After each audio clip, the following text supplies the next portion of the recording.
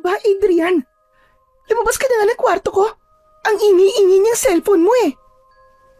Ayoko nga. Malamig kasi dito sa kwarto mo, Ate Abby. Patambay muna ako rito kahit isang oras lang. Buti ka pa nga may aircon ng kwarto mo eh. Sa akin wala. Hindi ba sabi ko sa'yo ay matutulog na ako? Nananadya ka ba talaga? Lumabas ka na sabi. Hindi ako makatulog ng dahil sa'yo eh. Hapon na hapon natutulog ka. Kaya ka nasasabihan ni Papa ng tamad eh. Ano ba pakialam mo? Ikaw nga, tamad kang maligo eh.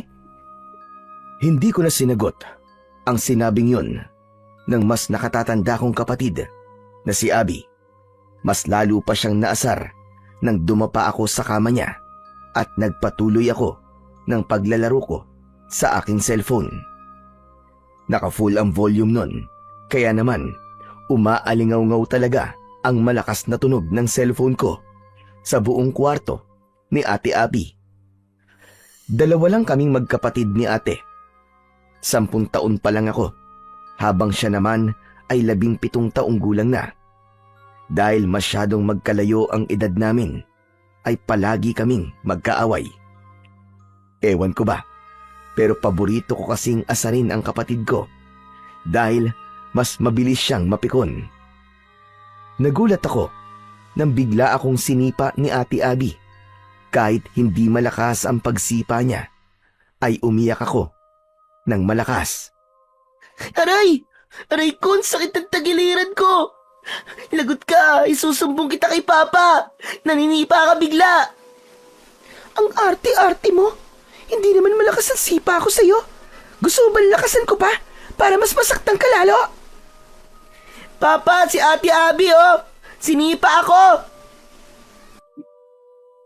Hindi nagtagal ay bumukas ang pinto ng kwarto ni Ate Abby at pumasok ang tatay namin na si Dexter na galit na galit.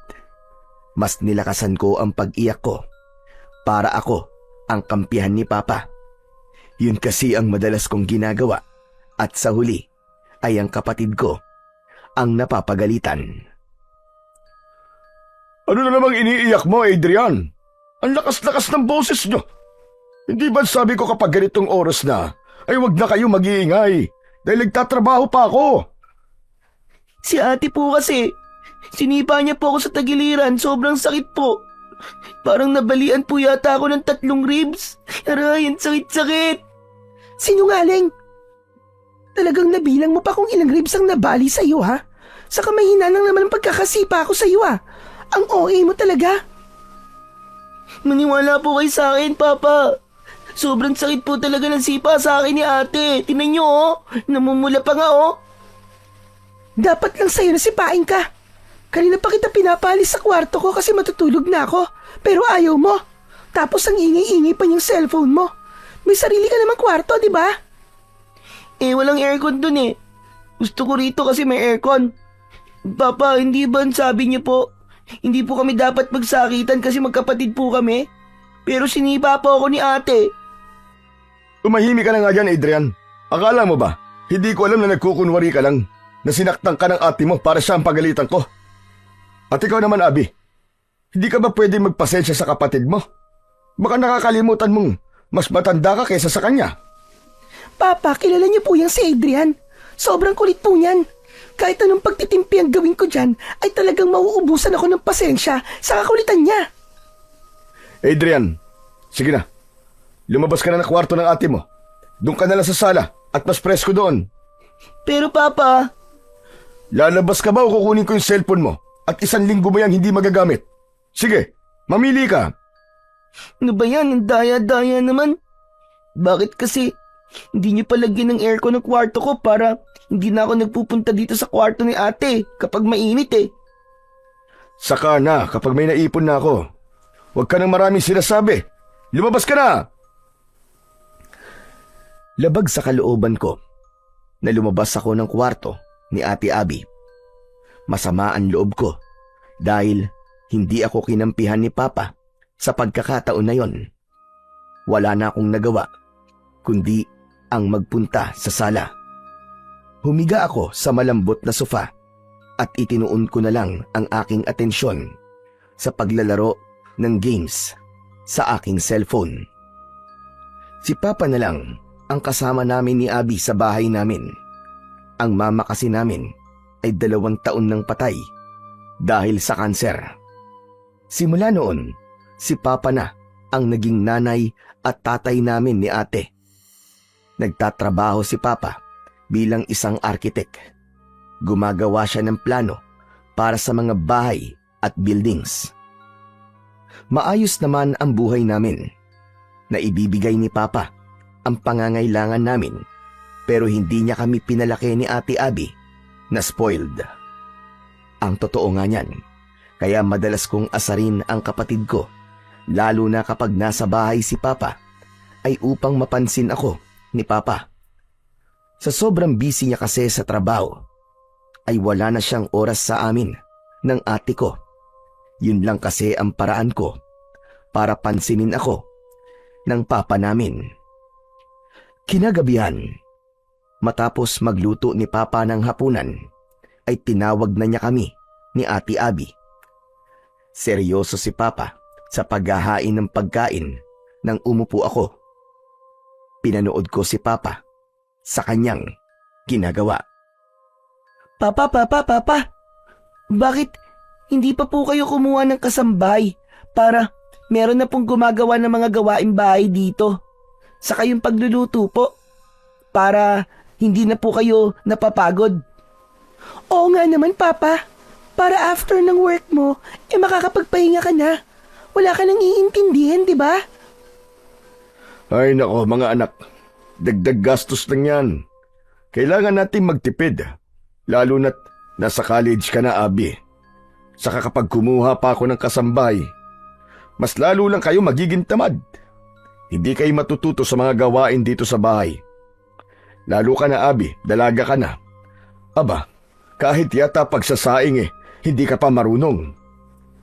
Yan, buti nga sa'yo ate, napagalitan ka tuloy. Ikaw din, Adrian, manahimik ka. Kahit lalaki ka at bata ka pa, ay kailangan mo ring matuto sa mga gawaing bahay. Ako nga, nung nasa ganyang edad ako, aba, marunong na akong magluto ah. Ako rin ang nag-aalaga ng mga kapatid ko kasi ako ang panganay. Kayo rin ang mahihirapan pagdating ng araw kapag hindi kayo natuto ng mga dapat niyong matutunan. Tandaan niyo mga anak, hindi habang buhay ay magkakasama tayong 3. Kaya habang maaga pa, kailangan matuto na kayo. Wala nang nagsalita pa sa amin ni Ate Abby. Alam kasi namin na kapag marami nang sinasabi si Papa at sumagot pa kami, ay hahaba na naman ang usapan. Maya-maya pa ay umupo na si Papa at nagdasal muna bago kami kumain. Habang kumakain ay biglang nagsalita si Ate Abby. Papa, magpapaalam po pala ako sa inyo. Birthday po kasi ni Cheska next week. Sa Palawan po kasi siya magsi-celebrate Kasama po ang iba pa naming friends. Puro babae naman po kami. Gusto ko po sanang sumama. Nako, pasensya ka na pero sabihin mo kay Cheska na hindi ka makakasama. Ano po? Bakit naman po? Kung hindi niyo po ako bibigyan ng pera, may ipon naman po ako Yun na lang po ang gagamitin ko, Papa. Narinig mo naman ako, di ba?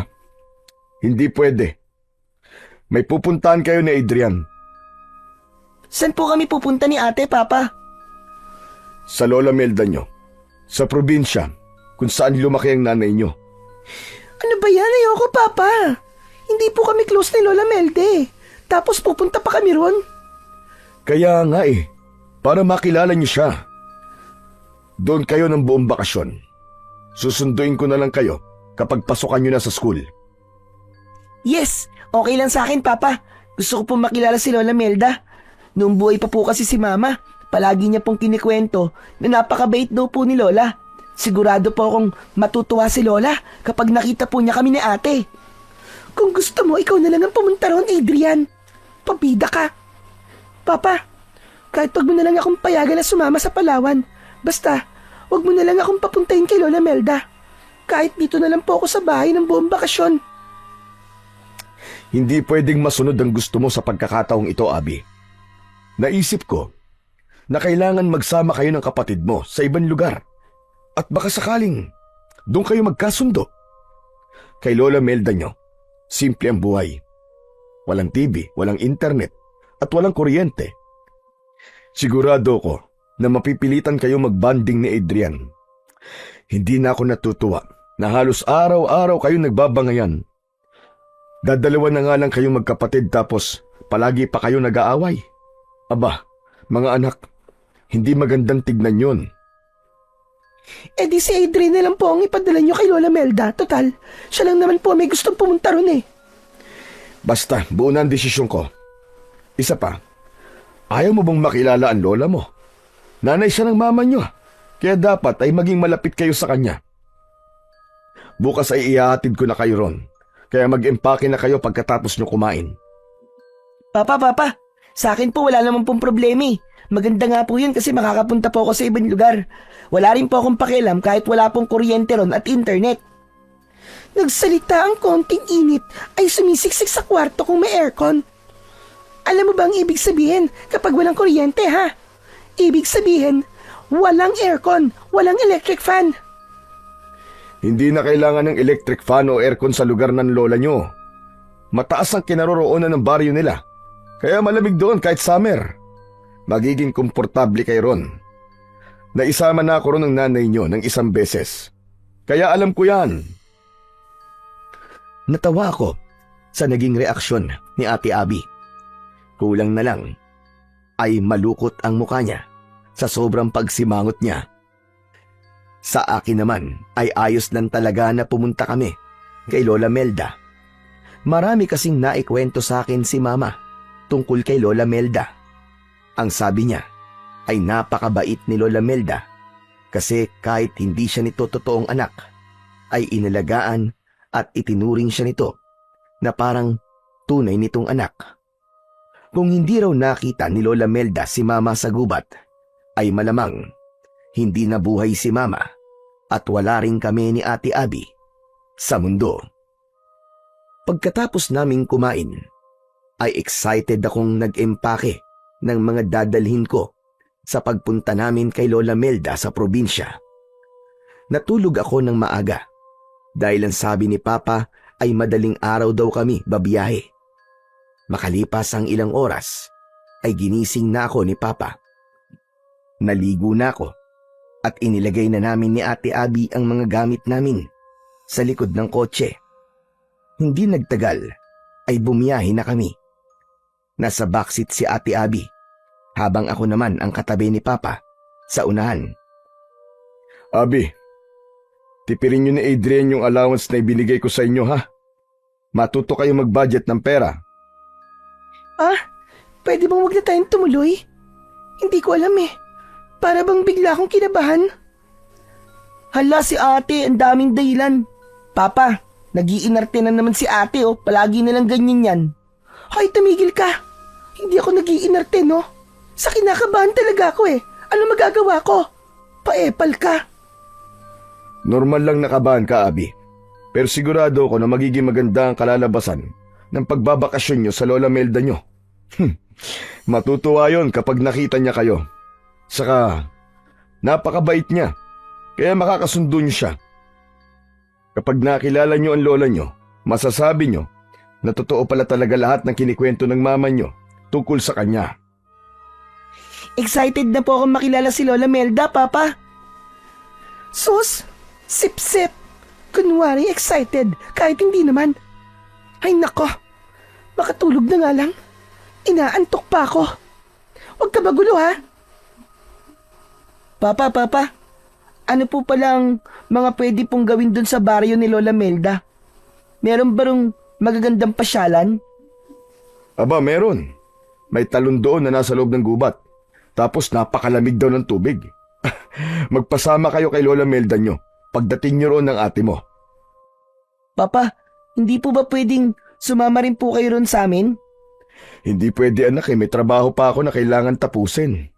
Saka, mas okay na hindi nyo ako kasama para matuto kayo magtulungan ng ate mo.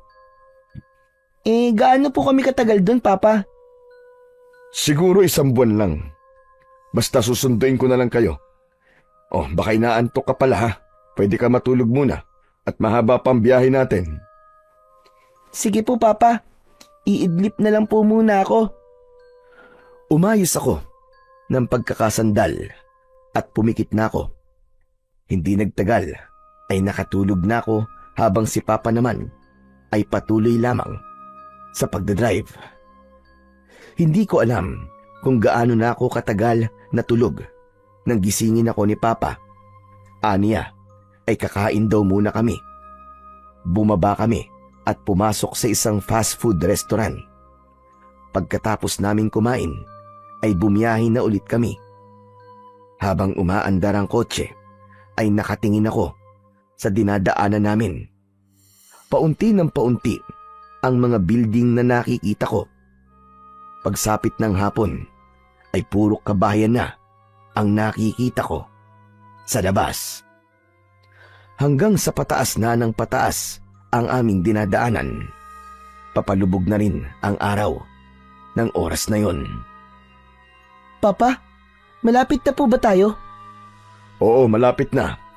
Siguro mga kalahating oras na lang. Ang sakit na po ng katawan ko. Pwede bang bumalik na lang po tayo sa bayan? Maghanap na lang po tayo din ng hotel na matutulugan. Bukas na lang po tayo pumunta sa bahay ni Lola Melda. Hindi pwede. Kailangan ko rin makabalik sa Maynila bukas ng umaga eh. May importanteng meeting kami. Kaya pagkatid ko sa inyo sa lola nyo, aalis na rin ako kaagad. Makalipas nga ang kalahating oras ay pumasok na ang sasakyan namin sa isang liblib na baryo. Napakadilim at tahimik doon.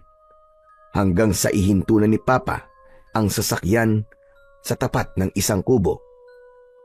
Oh mga anak, nandito na tayo. Yang kubo na nasa tapat natin ay ang bahay ng Lola Melda nyo. Hindi na ako bababa At baka kapag nakita ko ng lola nyo mapakwento pa ako Kailangan kong bumiyahe kagad pabalik. Papa, sasama na lang ako sa inyo pabalik, please. Ano ba naman, Abby? Napag-usapan na natin yan, di ba? Isipin mo na lang na para sa inyo to ni Adrian. Para magkasundo kayong dalawang magkapatid. Basta, huwag kayo magpapasaway sa lola nyo ha. Matanda na siya, kaya huwag niyo siyang bibigyan ng sakit ng ulo. Tumulong kayo sa mga gawaing bahay. O sige na, bumaba na kayo. Mag-iingat kayong dalawa ha. Oo nga pala. May isang box ng grocery sa likod. Dalhin nyo na rin yun para may pagkain kayo. Wala nang nagawa si Ate Abby, kundi ang bumaba ng kotse. Sumunod ako sa kanya at kinuha na namin ang mga gamit namin sa likod ng sasakyan, pati na ang box na sinasabi ni Papa. Pagkatapos magpaalam ni Papa sa amin, ay umandar na paalis ang kotse. Hindi muna kami umalis sa aming kinatatayuan dahil sinundan namin ng tingin ang papalayong sasakyan. Buisit ka! Kasalanan mo to Kung di mo lang sana ako palaging inaasar, hindi tayo dadali ni Papa rito. Tignan mo walang signal ang phone ko rito. Diyos ko, ano ba yan? Ang dami namin plano ng mga friends ko ngayong summer vacation. Tignan mo nga, walang mall dito. Paano ako mag-i-enjoy sa lugar na to? Huwag mo nga ako sinisisi dyan, ate. Saka huwag ka nang maarte. Kala mo naman, maganda ka. Ewan ko sa'yo. Diyan ka na nga. Kailangan ko nang pumasok sa bahay ni Lola Melda dahil sobrang daming lamok dito sa labas.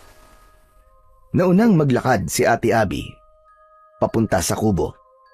Sumunod ako sa kanya habang hila ko ang aking maleta. Ako ang kumatok sa pinto. Hindi nagtagal ay bumukas yun at isang matandang babae na may dalang lampara ang bumungad sa amin. Medyo maliit siya at may payat na pangangatawan. Puro puti na ang buhok niya na umaabot sa bewang niya. Alam ko na si Lola Melda yun dahil nakita ko na ang picture niya na nasa aming bahay. Sino kayo? At ano kailangan nyo sa akin? Lola Melda, ako po si Adrian at siya naman po si Ate Abby. Anak po kami ni Dexter at Maricel. Ano ka ba? Si Maricel? Kayo na nga ba yan? Ang aking mga apo? Opo, Lola Melda. Kami na nga po ito. Aba, ang lalaki nyo na.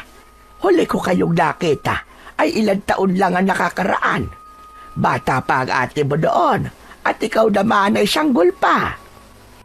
Lola Melda, pwede po bang sa loob na po tayo magkwentuhan? Pinapapak na po kasi ng mga lamok ang binti ko eh.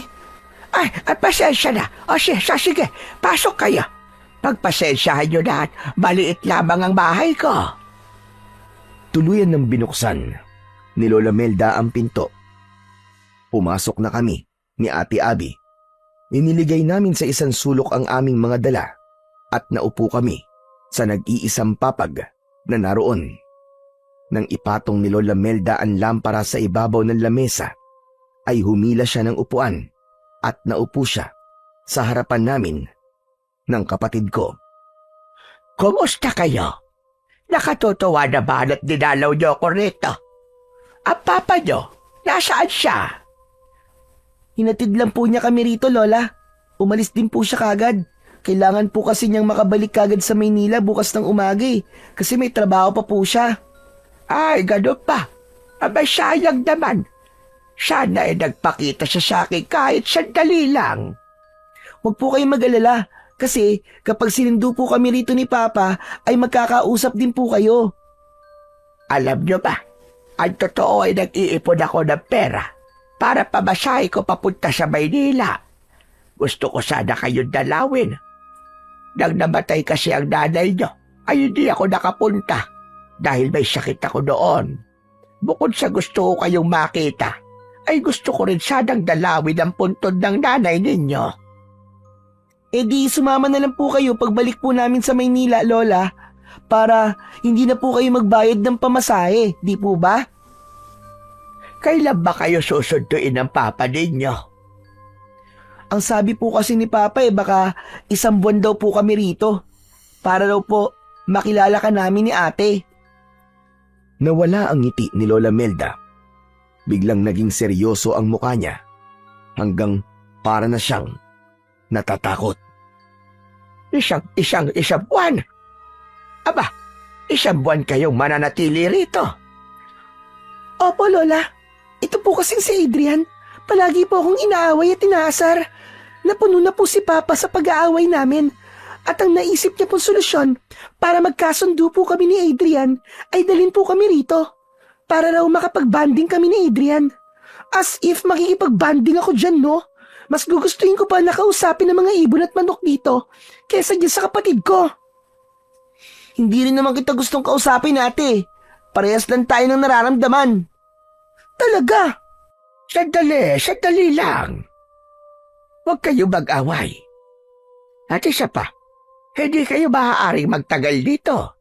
Kailangan ninyong umalis kagad. Ang akala ko naman ilang araw lang kayo rito. Hindi ko alam na 1 buwan kayong mananatili dito sa aking bahay. Teka, may telepono ba kayo? Baka pwede niyo tawagan ang inyong tatay at sabihin na sunduin na kayo kagad ngayon. Hala, bakit, Lola? Ayaw niyo po ba kaming makasama ng matagal?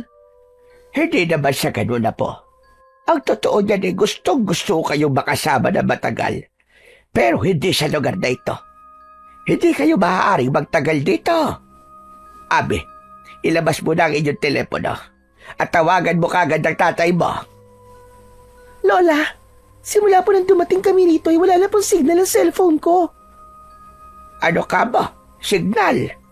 Signal po. Kailangan po ng signal para makatawag po ako kay Papa. Kaya hindi ko po siya matatawagan. Tumayo si Lola Melda at naglakad-lakad siya na para siyang hindi mapaanak na pusa. Nagkatinginan kami ni Ate Abby. Nagtaka ko sa ikinikilos ni Lola. Hindi ko maintindihan ang sinabi niya na gusto niya kaming makasama ng matagal pero hindi sa lugar na yon. Tahimik lang kami ng ate ko. Maya-maya pa ay tumigil na sa paglalakad si Lola Melda. Kung ganon, ay wala na pala tayong magagawa, kundi ang hintayin na sunduin kayo ni Dexter. Pero napakatagal lang 1 buwan. May magiging problema po ba kung magtatagal po kami rito, Lola? Malaki. Malaki ang magiging problema. Kung gusto niyo po, iaalis na po kami bukas. May pera pong ibinigay si Papa sa akin. Yun po ang gagamitin namin ni Adrian na pamasahe pabalik sa Maynila. Wala sasakyan na pumapasok dito para magatid palabas ng lugar na ito. Kung maglalakad naman kayo, ay hindi rin maaari dahil aabutin kayo na napakahabang oras. Sa tingin ko, ay wala na tayong magagawa kung di manatili kayo rito hanggang sa sunduin kayo ng tatay nyo. Pero bukas na tayo mag-usap. Alam kong pagod kayo sa inyong naging biyahe. Diyan na kayo matulog sa papag. Ako naman ay dito na lamang sa mahabang upuan. Medyo inaantok na nga po ako. Pero ayos lang po ba kayo dyan sa upuan, Lola? Oo naman. Maliit naman ako kaya kasya ako dyan. Sige na, matulog na kayo magkapatid. Nang patayin na ni Lola Melda ang sindi ng lampara, ay nahiga na ako. Mabuti na lang at kasya sa papag ang 2 tao, kaya kahit paano ay hindi kami siksikan ni Ate Abby. Makalipas ang mahigit 1 oras, ay gising pa rin ako. Hindi dahil sa hindi ako sanay matulog sa papag, kundi dahil namamahay ako. Kahit anong posisyon ang gawin ko sa paghiga, ay hindi ako dinadalaw ng antok. Hanggang sa nasiko ko ang braso ni Ate Abby nang dahil sa kalikutan ko. Ano ba, Adrian? Bakit ba likot-likot mo? Maliit na nga tong higaan para sa ating dalawa. Hindi ka pa mapakali dyan. Paano? Hindi kasi ako makatulog, ate. Pumikit ka para makatulog ka. Hindi yung likot-likot mo dyan. Tapos pati pagtulog ko, naiistorbo mo. Buti nga ikaw, nakatulog na eh. At kinising ako ng kalikutan mo. Bakit? Kasalanan ko ba kung hindi ka makatulog? Isa pang likot mo dyan ha. Papalabasin talaga kita. Tumalikod na si Ate Abby pagkatapos niyang sabihin sa akin yon. Pinilit ko na lang na matulog. Pumikit ako, pero wala pang 1 minuto ay may narinig akong kakaibang ingay sa labas. May mga nagsisigawan, pero hindi ko alam kung bakit ba sila sumisigaw. Sinundan yon ng napakahabang alulong ng mga aso. Hindi pa rin natapos dahil nakarinig din ako ng malakas na pagaspas ng mga pakpak. Ang unang pumasok sa isip ko ay baka maraming malaking ibon sa baryong yon. Nang tumahimik na ang paligid, ay unti-unti na akong tinamaan ng antok. Hindi nagtagal, ay tuluyan na akong nakatulog ng mahimbing. Kinabukasan ng umaga, ay nauna akong nagising kay Ate Abby. Nakita ko si Lola Melda na nagtitimpla ng kape. Nagising na rin si Ate Abby at agad siyang sumimangot. Aray, ang sakit ng likod ko. Pasensya na. Alam ko na sanay kayo sa malambot na higaan. Wala kasing kutsyon dito sa bahay ko. Huwag niyo pong pansinin si Ate Lola Melda. Talagang maarte lang po yan eh, saka reklamadora pa. Kaya nga po palagi po siya napapagalitan ni Papa eh. Sa masakit ang likod ko eh. May magagawa ba ako? Pakialamero ka. Hay nako, mukhang tama nga ang sinabi niyo. Palagi kayo nag-aaway na magkapatid. Magmumugna kayo doon sa batalan at saluhan niyo na ako rito sa almusal. Lola, what's batalan? Ang arte talaga nito. Batalan lang, di mo pa alam. Lababo yun. Kung saan naguhugas ng pinggan. Wala bang subject na Pilipino nung elementary at high school ka, ate? At hindi mo alam kung ano ang batalan? Bakit ba? Sa hindi ko alam eh. Hindi na ako sumagot. Nauna na akong nagpunta sa batalan para maghilamos at magmumog. Sumunod si Ate Abby sa akin at pagkatapos ay magkasabay na kaming naupo sa hapagkainan. Ipinagtimpla ko na kayo ng kape. Kung kulang sa tamis, ay dagdagan nyo na lang ng asukal. Pagpasensyahan nyo na lang at kabote ang ating almusal. Ayos lang ba yun sa inyo? Ayos lang po sa akin, Lola. Hindi naman po ako mapili pagdating po sa pagkain eh. Lola, wala po ba kayong pancake o bacon? Yan po kasi ang madalas na niluluto ni Papa para sa amin tuwing breakfast. Hindi ka ba marunong makaintindi, ate? Kamote nga lang ang almusal natin. Talagang naghahanap ka pa ng wala. Kahit sinigang na kanin po, Lola, tapos itlog, tapos yung sinagag po ay maraming bawang na toasted. Bawang? Abay walang bawang sa baryong ito. Pati na rin asin. Ano? Seryoso po ba yan? May lugar po bang walang bawang at asin? Meron. Dito sa lugar na ito ay ipinagbabawal ang bawang at asin. Bakit po, Lola? Ano po bang meron sa bawang at asin? At ipinagbabawal po yun dito. Huwag kayong magtanong. Kumain na muna tayo at lalamig na ang kape nyo. Hindi na ako nagsalita at kumuha na ako ng isang kamote. Binalatan ko yon, saka ko kinain. Pero habang kumakain ako, ay hindi naalis sa akin ang pagtataka kung bakit walang bawang at asin sa baryo ni na Lola Melda. Maya-maya pa ay napansin ko na nakasarado ang bintana at pinto, kaya pala medyo madilim sa loob. Napansin din yon ni Ate Abby at siya na ang nagsabi nun kay Lola Melda. Wait lang po bubuksan ko lang po ang pinto at bintana para lumiwanag. Wag! Nagtatakang nagkatinginan kami ni Ate Abby sa pagsigaw na yon ni Lola Melda. Ang ibig ko sabihin wag mo na buksan. Masyadong maraming langaw sa labas. Baka pumasok dito sa loob. Ganun po ba? Sige po, hindi ko na lang po bubuksan. Siguro ngayon ko na dapat sabihin sa inyo ang patakaran ko sa bahay ko. Kailangan ninyo sundin ang lahat ng sasabihin ko at huwag na kayong magtanong. Para rin naman sa inyo ang mga patakaran na sasabihin ko. Una, hindi kayo pwedeng lumabas. Hindi kayo pwedeng makita ng ibang tao. Sa madaling salita, dito lang kayo sa loob ng bahay. Lalong-lalo na sa gabi. Hindi kayo maaaring lumabas.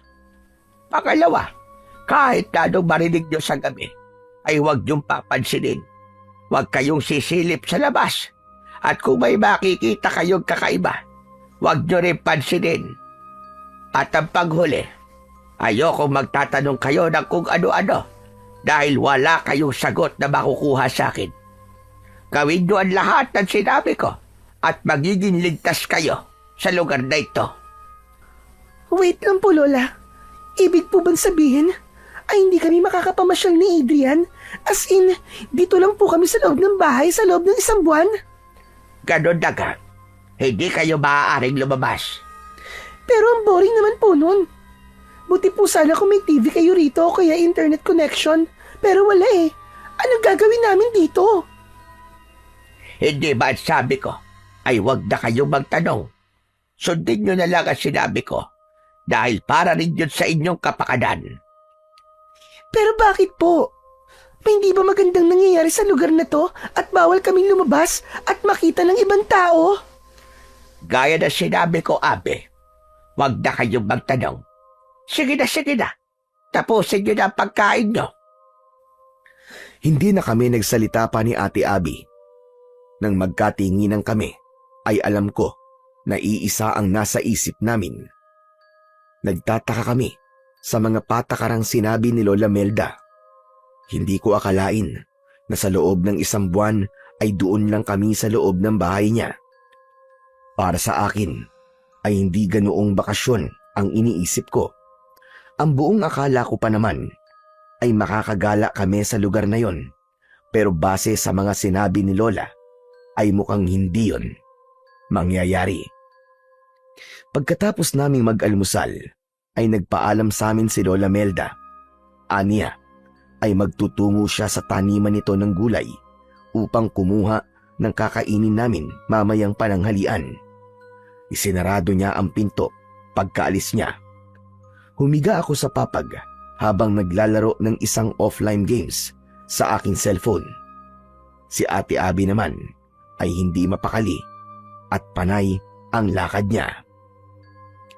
Hindi ko magets kung bakit bawal tayong lumabas.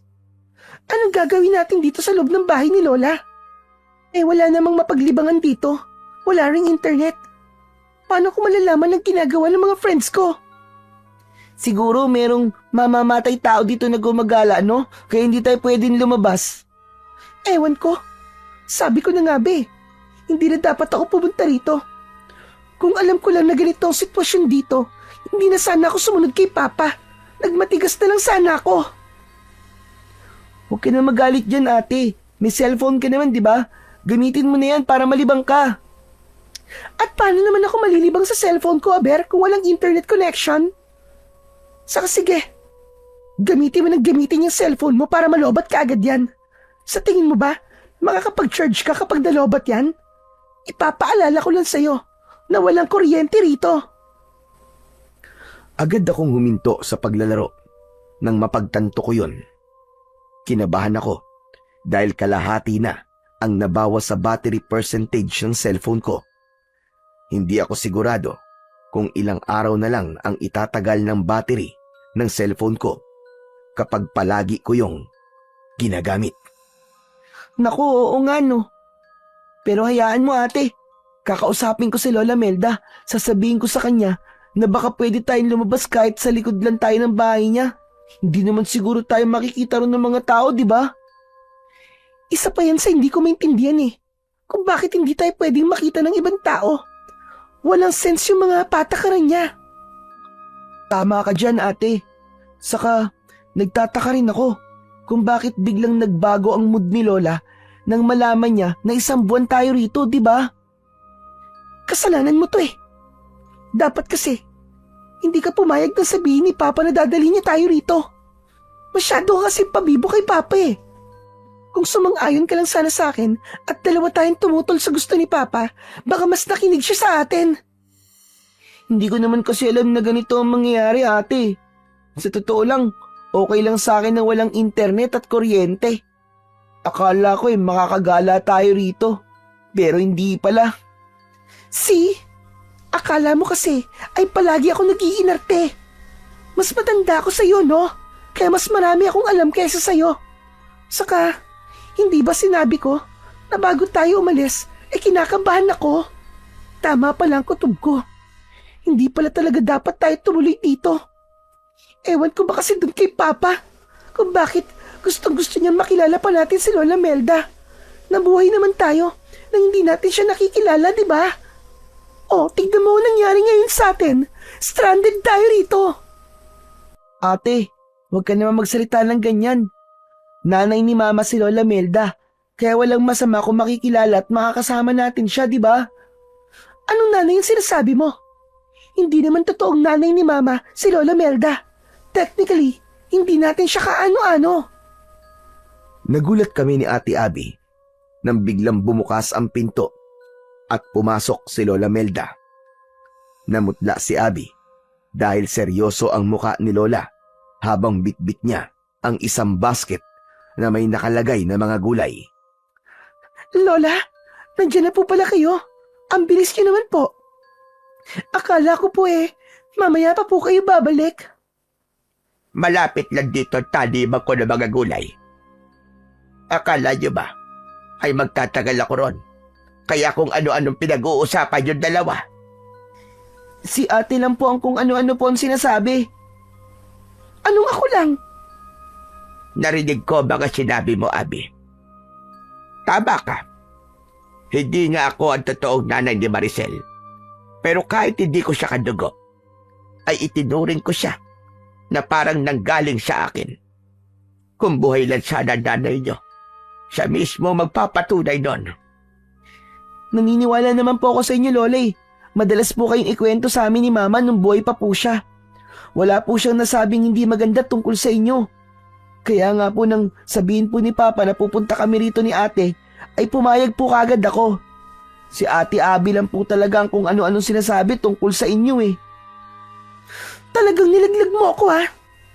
Okay. Naniniwala naman po ako mabait kayo, Lola eh. Pero ang hindi ko talaga maintindihan ay kung bakit kailangan dito lang kami sa loob ng bahay. Nagpunta po kami rito para magbakasyon at hindi maging parang preso. Mas ligtas kasi kayo rito sa loob. Maniwala kayo. Para rin sa inyo ang mga sinasabi ko. Sundin niyo na lang ako para walang masamang mangyari sa inyo. Eh bakit nga po bawal kami lumabas? Ano po bang meron sa labas? Huwag na kayong magtanong. Gawin niyo na lamang ang sinasabi ko.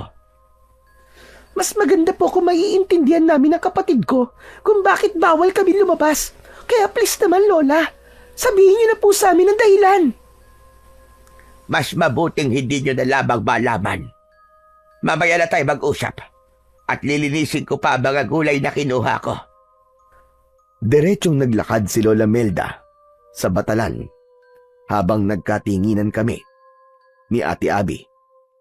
Napailing na lang ang kapatid ko habang ako naman ay nag-isip ng maaaring dahilan kung bakit hindi kami pinapalabas ni Lola ng bahay niya. Sa unang 2 araw namin sa bahay ni Lola Melda ay palagi kaming nasa loob ng bahay. Hindi namin tinangkang suwayin ang utos ni Lola Melda dahil baka magalit siya sa amin ni Ate Abby. Pero isang hapon, nang kami lang ni Ate Abby ang nasa bahay, ay napansin kong inip na talaga si ate. Panay ang lakad niya at hindi naaalis ang pagsimangot sa kanyang muka. Hanggang sa nainis na nagsalita si Ate Abby. Ay, ano ba yan? Naiinip na ako. Wala na akong ibang nakikita kundi ang 4 na sulok ng bahay na ito at ang nakakabwisit mong mukha, Adrian. Ako rin naman eh. Nabibwisit na ako sa mukha mo, ate. Palagi ka kasing nakasimangot. Sino bang hindi sisimangot? Kung para tayong preso na nakakulong dito. Hindi ko na kaya. Lalabas na talaga ako. Kailangan ko maglakad-lakad. Kailangan ko makasagap ng sariwang hangin. Hindi ka pwedeng lumabas, ate. Baka mamaya mapagalitan ka ni Lola. Wala akong pakialam. Saka saglit lang naman ako eh. Babalik agad ako bago pa bumalik si Lola Melda. Hindi ba naroon siya sa taniman niya ng gulay? For sure, matatagalan siya bago makabalik. Naku, bahala ka nga sa buhay mo, Ate Abby. Basta kapag nalaman ni Lola na lumabas ka at napagalitan ka, huwag mong sasabihin hindi kita pinigilan, ha? Whatever. Wala rin akong pakialam kahit pagalitan ako ni Lola. Diyan ka na nga. Visit ka. Hindi ko na pinigilan pa si Ate Abby nang buksan niya ang pinto at lumabas siya ng kubo. Hindi man lang niya isinarado ang pinto. Lumapit ako ron para isarado. Pero nang isasarado ko na sana ang pinto, ay may nakita kong isang batang lalaki na may dalang saranggola na tumatakbo. Nakakaingit naman yung batang yun. Mabuti pa siya nakakapaglaro. Bakit kasi ayaw kaming palabasin ni Lola eh? Yung bata nga na yun nasa labas. Mukhang hindi naman delikado sa labas eh. Habang sinusundan ko ng tingin yung batang may dalang saranggola, ay mas tumindi ang inggit ko sa kanya. Hanggang sa naisipan kong sundan yung bata para samahan ko siyang magpalipad ng saranggola. Lumabas ako at pagkatapos kong isarado ang pinto, ay patakbo kong sinundan ang bata. Kahit mas maliit sa akin yung bata, ay napakabilis niyang tumakbo. Pumasok siya sa gubat, pero nakasunod pa rin ako sa kanya. Hanggang sa mabilis na nawala sa paningin ko ang bata. Luminga-linga pa ako sa paligid. Pero, hindi ko na siya nakita. Hala, nasaan na siya nagpunta? Nasaan na yung batang yun? Grabe, ang bilis naman niyang tumakbo. Bigla siyang nawala. Napakamot ako sa likod ng aking ulo, pero hindi pa rin ako sumuko na hanapin yung bata. Hindi pa kasi ako nakapagpapalipad ng saranggola at gusto ko yung subukan. Nagpatuloy ako sa paglalakad hanggang sa may narinig akong kaluskos sa kung saan. Sinundan ko ang tunog at nagulat ako sa aking nakita. Nakita ko ang batang lalaki na kinakain ng lamang loob ng isang baboy ramo. Puno ng dugo ang kamay at bibig ng bata. Para siyang gutom na gutom at sarap na sarap kahit hilaw ang kinakain niya.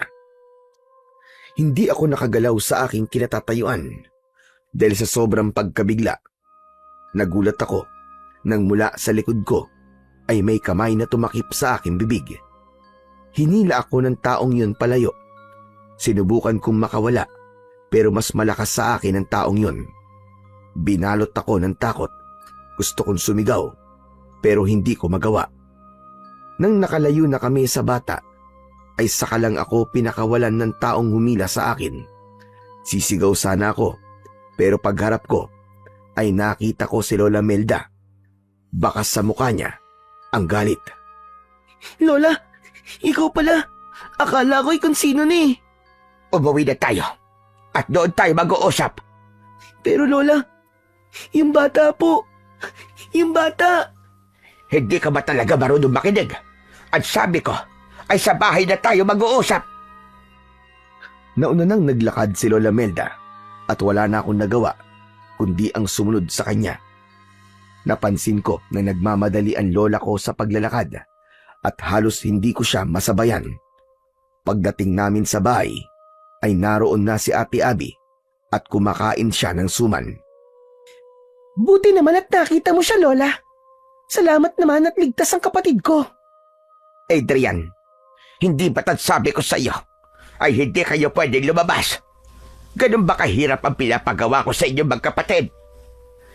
Kasi po Lola, nakita ko po yung bata na nagpapalipad po ng saranggola. Nainggit po ako sa kanya kaya sinundan ko siya eh. Kahit na, hindi ka pa rin dapat lumabas. Ganyan ba kayo pinalaki ng tatay nyo? Hindi kayo marunong sumunod sa sinasabi na mas nakatatanda sa inyo. Sorry na po Lola. Pero bakit ako lang po ang pinapagalitan nyo? Lumabas din naman po si Ate Abby ah. Hoy, huwag kang sinungaling. Hindi ako lumabas, no? Di ba, Lola? Nang dumating po kayo dito, nandito po ako. May pasalubong pa nga po kayong suman eh. Hala, ikaw ang sinungaling, ate. Lola, si ate po na unang lumabas. Sumunod lang po ako sa kanya. Maniwala po kayo sa akin. Sinungaling yan, sinungaling. Tama ang ate mo. Dumating ako nandito siya. At sabi niya sa akin, ay ikaw lang ang lumabas. Pinigilan ka pa nga raw niya. Pero hindi ka nagpapigil. Matalim kong tinignan si Ate Abby. Doon ko na-realize na bago nakauwi si Lola Melda ay nagawa ng bumalik ni ate sa bahay. Kaya inakala ni Lola na hindi siya lumabas hanggang sa naalala ko yung batang nakita ko sa gubat. Pero Lola, yung ano po, yung batang nakita ko po sa gubat. Bakit po siya kumakain ng baboy damo? Tapos, hilaw pa po yung kinakain niya. Ganito po ba sa lugar niyo, Lola? Kumakain po ng hilaw na karne ang mga tao? Ano ba sinasabi mo, bata ka? Wala naman akong nakitang bata sa gubat na kumakain ng baboy ramo. Ano? Paanong wala po, Lola Melda? Nasa harap lang po natin yung bata kanina, di ba? Hay nako, kung ano-ano tumatakbo sa imahinasyon mo. Iniiba mo lang ba ang usapan para mawala ang galit ko sa'yo? Hala sige, gana muna kayo at magsisimak lang ako ng kahoy sa labas. Sana naman ay ito na ang huling beses na susuwayin mo ako. Naiintindihan mo ba, ha Adrian? Opo, sorry na po ulit. Matapos yun, ay lumabas na si Lola Melda. Nang kami na lang ni Ate Abby ang nasa loob ng bahay, ay pigil na tumawa si ate na parabang nang aasar. Sabi ko naman sa'yo, di ba? Babalik ako bago dumating si Lola Melda. Ikaw kasi, lumabas ka pa eh. Nahuli ka niya tuloy. Ang galing mo talagang magsinungaling ate, no? Grabe ka. Ginawa ko yon para hindi ako mapagalitan. Dapat kasi ginagamit mong utak mo kahit minsan lang.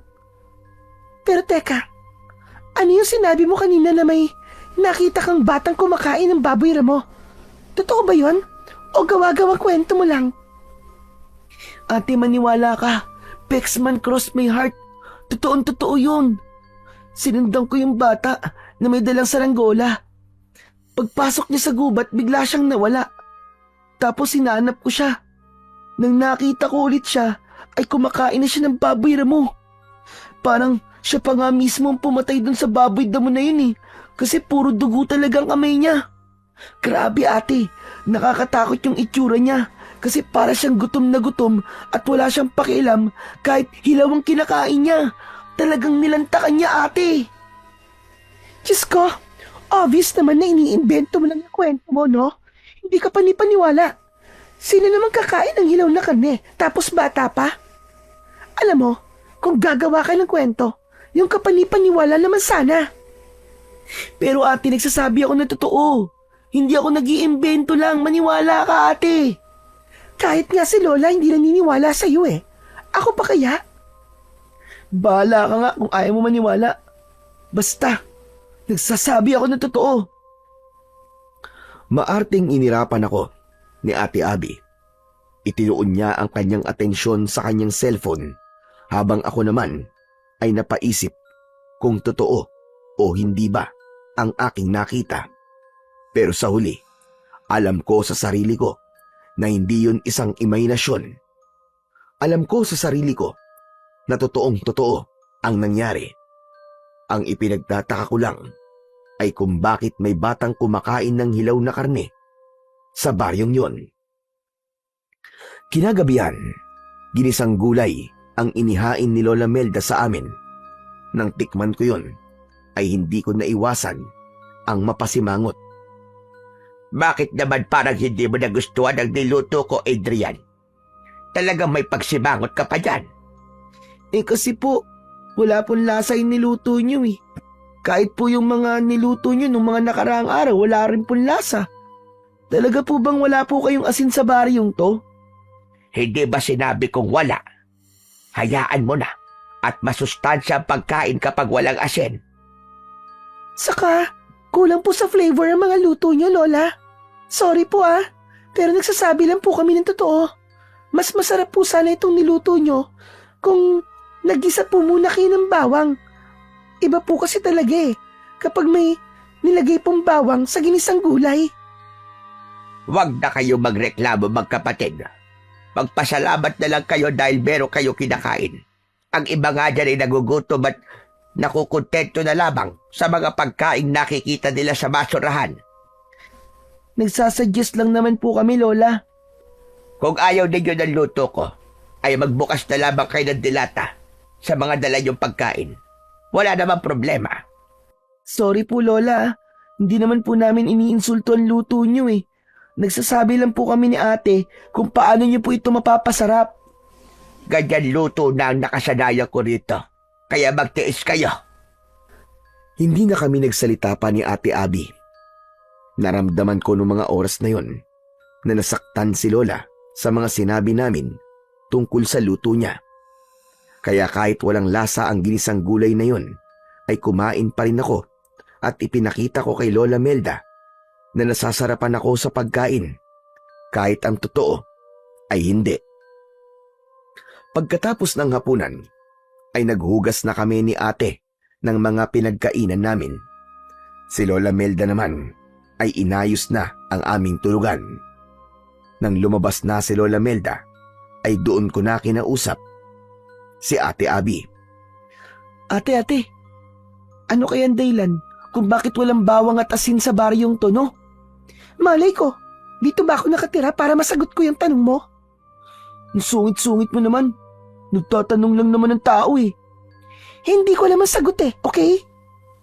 Pero sigurado ako na may malalim na dahilan kung bakit walang bawang at asin dito.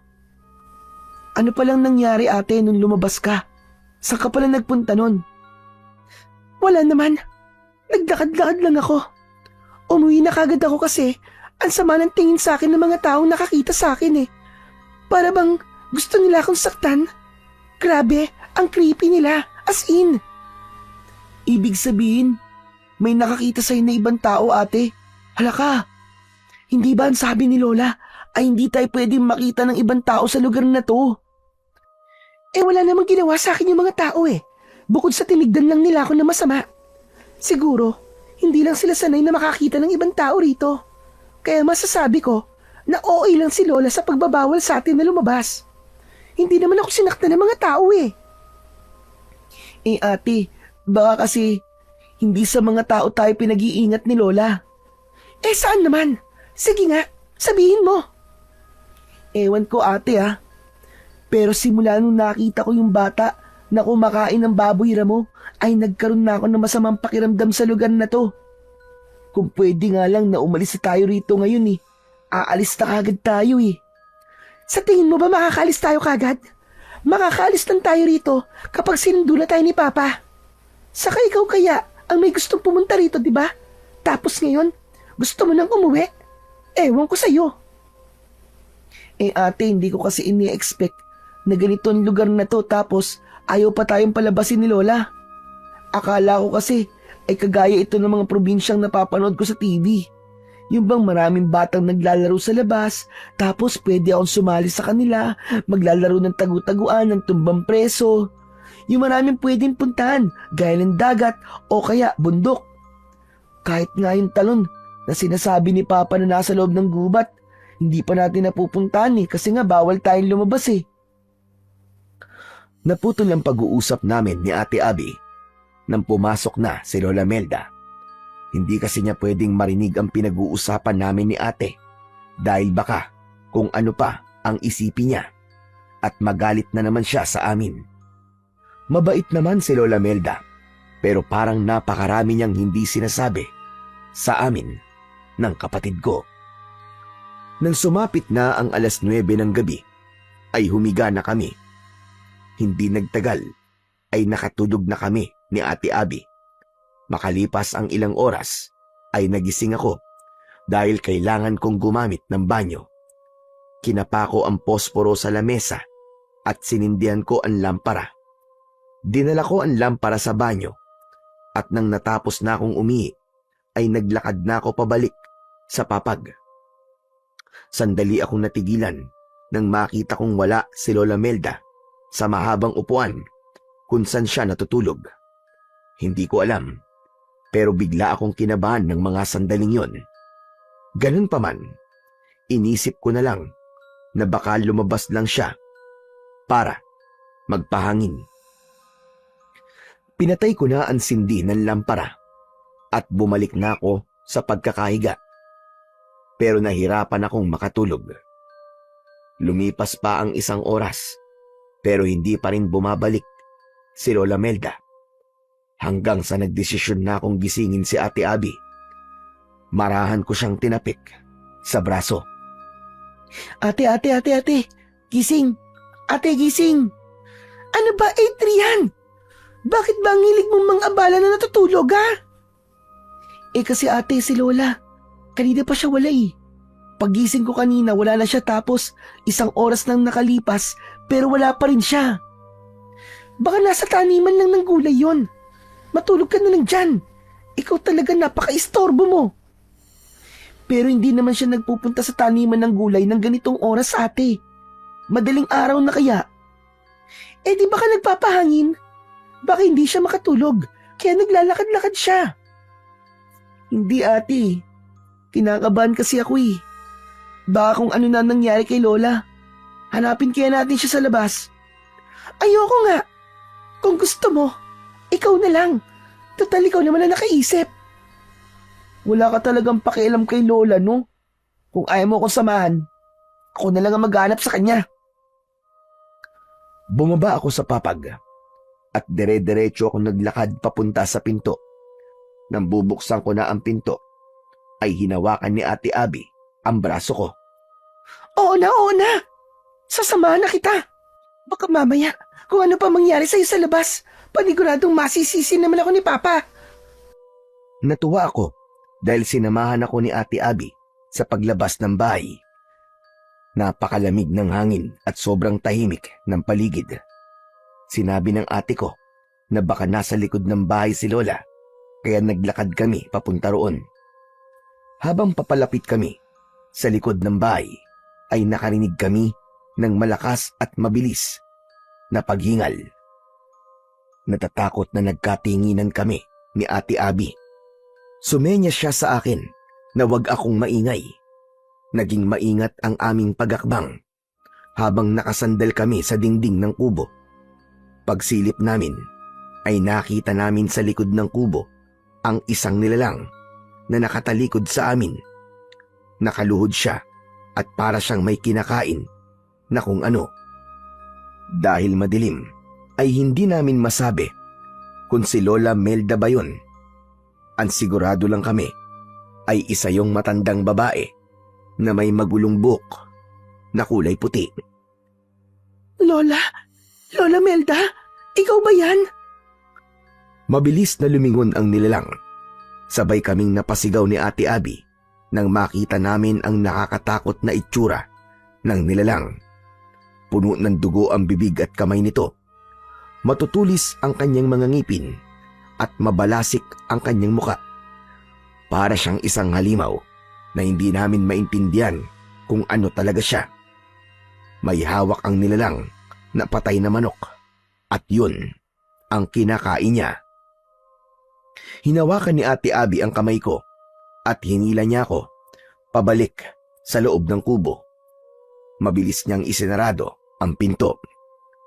Narinig namin ang mahaba at nakakatakot na pag-angil nang nakita naming nilalang. Napayakap kami sa isa't isa ni Ate Abby. Parehas kaming nanginginig sa sobrang takot. Ate, ano yun? Ano yung nilalang na yun? Hindi ko alam. Para siyang halimaw na demonyo na ewan. Malay ko! Naku ate, baka pumasok siya rito. Anong gagawin natin? Baka kainin din tayo ng gaya nung sa manok. Sabi ko naman kasi sa'yo may mga taong kumakain dito ng hilaw na karni. Pero, parang hindi tao yung nakita natin. May tao bang ganun ang mukha? Ate, natatakot ako. Baka makapasok siya rito. Baka kainin tayo nun. Biglang bumitaw si Ate Abby sa akin sa pagkakayakap. Hindi ako papayag na saktan niya tayo kung papasok siya rito. Kailangan nating lumaban sa kanya. Gawin natin ang lahat. Ano? Paano natin lalabanan yun, Ate Abby? Hindi ba nakita ang mga ngipin at kuko niya? Ang tutulis, parang mga kutsilyo. Nagmamadaling nagpunta si Ate Abby sa kusina. Kumuha siya ng 2 patalim at ibinigay niya sa akin ang isa. Ate, anong gagawin natin sa kutsilyong to? Siguro magluluto tayo. Ipagluluto natin yung halimaw kapag nakapasok siya rito. Ewan ko sa'yo. Siyempre, para hindi niya tayo kainin, lalabanan natin siya. Gagamitin natin ang kutsilyo na to para ipagtanggol ang sarili natin. Kung kinakailangan patayin natin siya, ay papatayin natin siya. Pero ate, masama ang pumatay, di ba? Baka makulong tayo nun. Ayoko makulong. Kahit na ikaw ang papatayin, masama pa rin ba yun? Saka huwag ka mag-alala. Kung mapapatay man natin ang halimaw na yun, ay hindi tayo makukulong. Dahil ipagtatanggol lang natin ang ating sarili. Self-defense ang tawag doon. Kaya lakasan mo ang loob mo, Adrian. Kailangan mong maging matapang. Naunang pumwesto si Ate Abby sa harapan ng pinto. Tumabi ako sa kanya. Nanginginig pa rin ako nang dahil sa sobrang takot. Kahit malamig, ay tagaktak ang pawis sa aking muka. Maya-maya pa ay nakarinig kami ng yabag ng paa sa labas.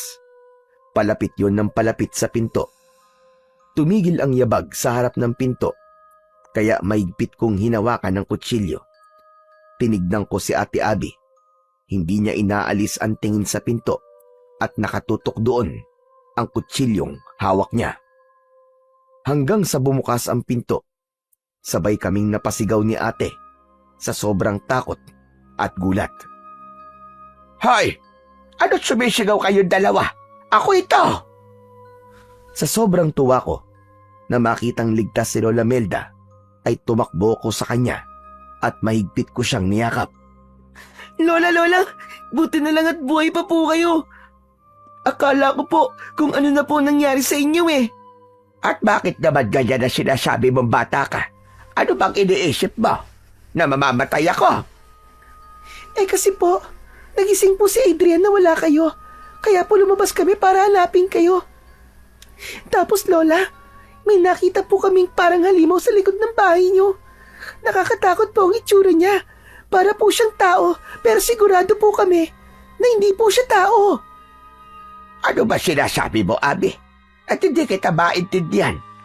At bakit kayo may hawak na kutsilyo? Natatakot po kasi kami, Lola Melda. Akala namin ipapasok dito yung halimaw na yun eh. Kaya ang sabi po ni ate, kailangan daw ipagtanggol namin ang aming sarili. Ay, nako. Kayo talagang magkapatid. Kung ano-ano na lamang ang nakikita nyo. Napakalakas talaga ng imahinasyon yung dalawa. Hindi po yun imagination, Lola. Nakita po talaga namin yung halimaw. Totoo po. Kumakain pa nga po siya ng manok eh. Nagsasabi po kami ng totoo, Lola Melda. Maniwala naman po kayo sa amin. Sigurado ako, nakakagising nyo lang nang nakita nyo at sinasabi nyong halimaw. Minsan kasi, kapag bagong gising ang isang tao, ay kung ano-ano ang nakikita niya. Hala, sige na. Ang mabuti pa ay bumalik na kayo sa pagtulog. Sige na, sige na.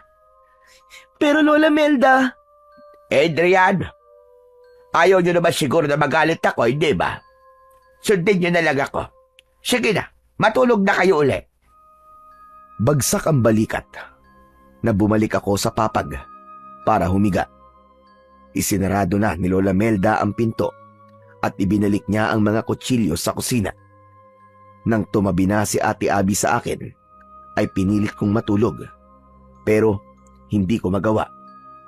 Nasa isip ko pa rin kasi ang itsura nung nakakatakot na halimaw na nakita namin kanina.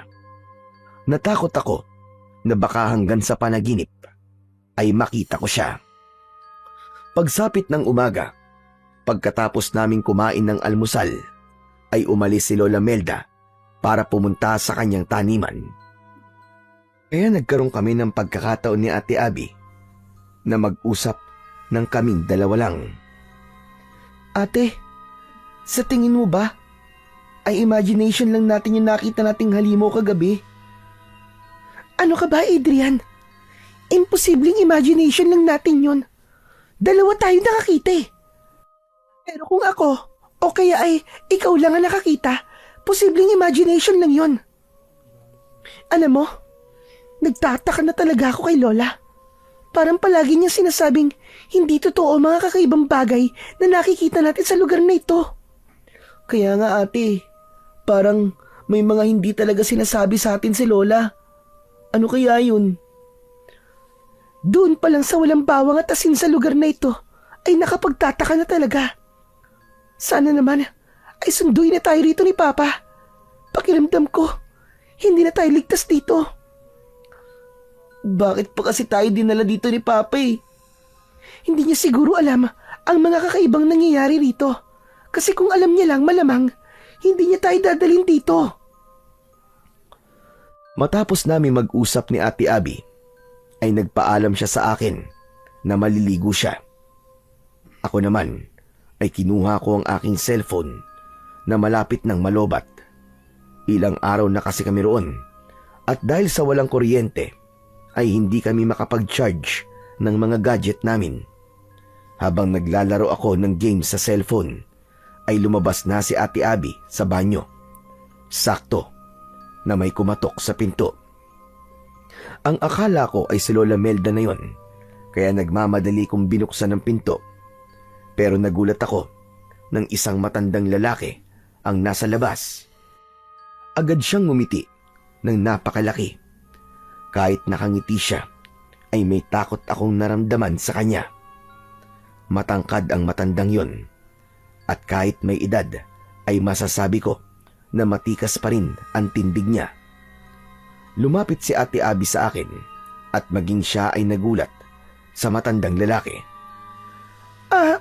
Mawalang galang na po. Sino po kayo? Ano pong kailangan nyo? Nandito ba si Melda? Kailangan kasi namin mag-usap. Wala po siya eh. Nandun po siya sa taniman niya ng mga gulay. Pwede niyo pong doon na lang puntahan si Lola. Lola, ibig sabihin apo kayo ni Melda. Opo.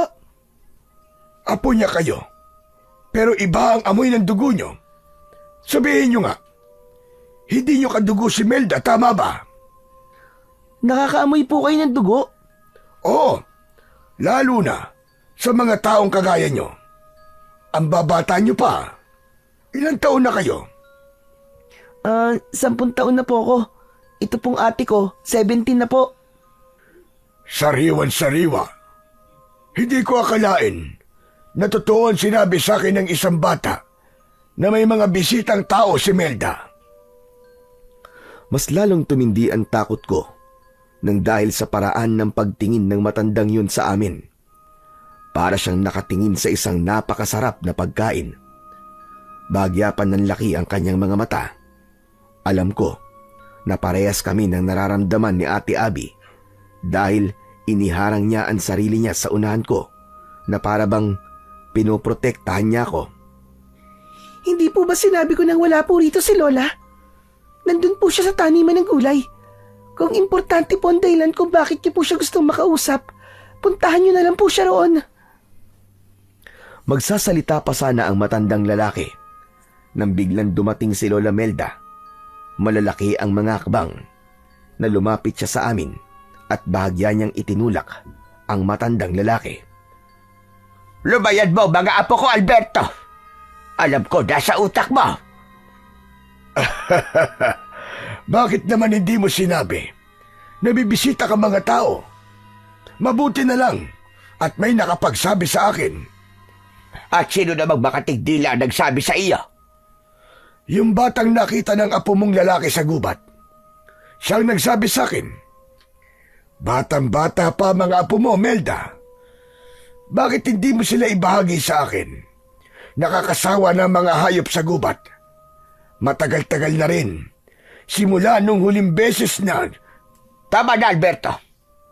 Hindi mo sila pwede galawin dahil sila ay aking mga apo. Nandito sila para makasama ko kaya wag mong gawing hindi maganda ang pananatili nila rito. Sige na, makakaalis ka na.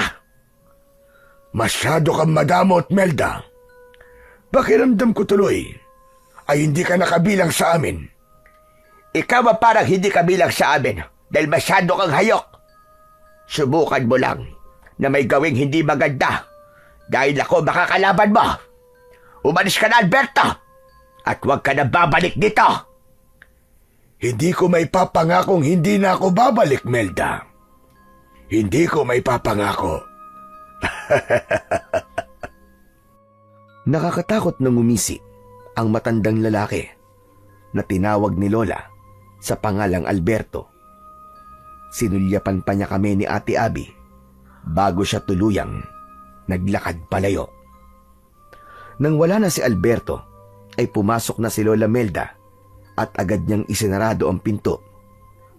Ramdam na ramdam ko ang labis na tensyon niya dahil habol niya ang kanyang paghinga.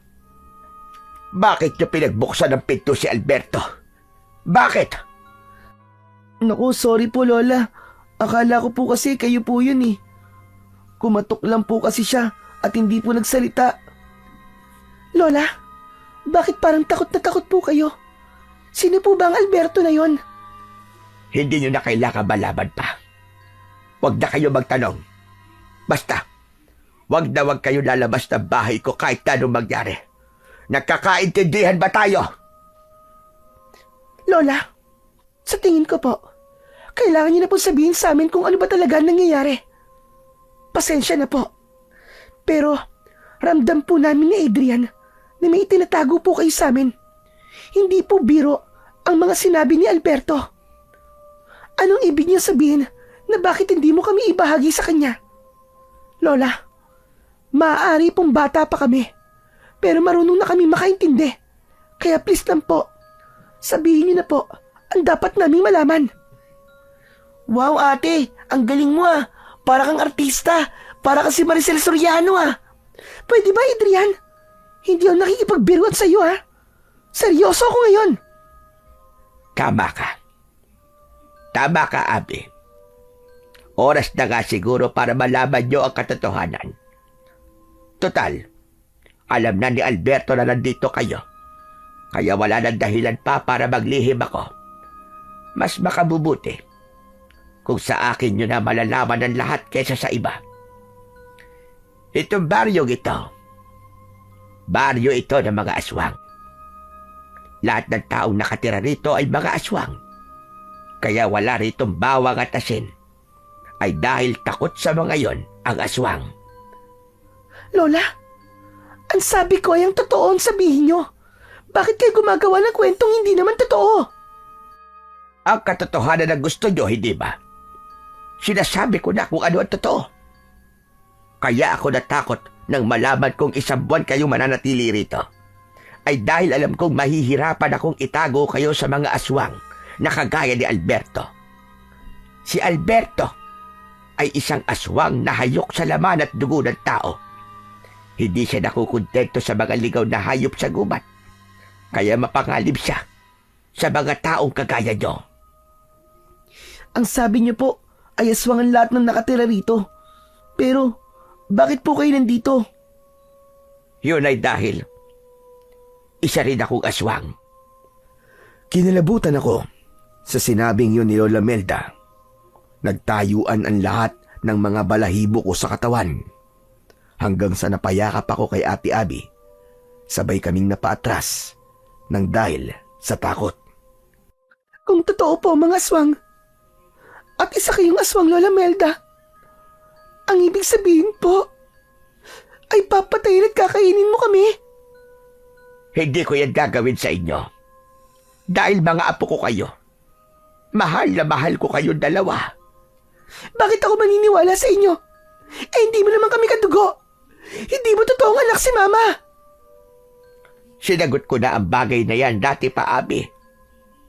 Kahit hindi ko kadugo ang nanay ninyo, ay totoong anak ang turing ko sa kanya.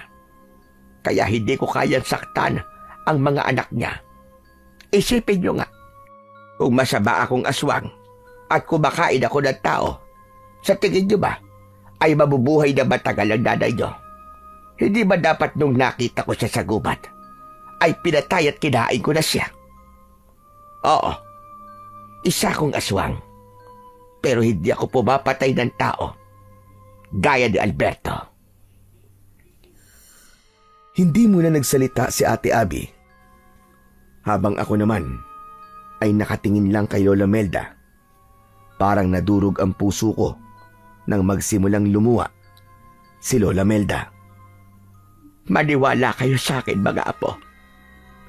Hindi ko kayo kayang saktan. Mahal na mahal ko kayo. Dahil sa tuwing nakikita ko kayong dalawa, ay parang buhay na buhay pa rin ang inyong ina.